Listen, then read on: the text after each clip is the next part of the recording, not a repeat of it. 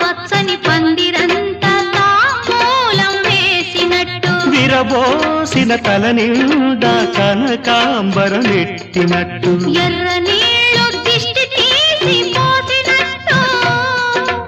ఎర్ర నీళ్ళు దిష్టి తీసి పోసినట్టు కర్పూరం హారతి ఇచ్చినట్టు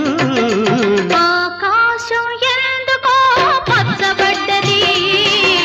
ఆ నడుమ బొట్టేమో ఎర్రబడ్డది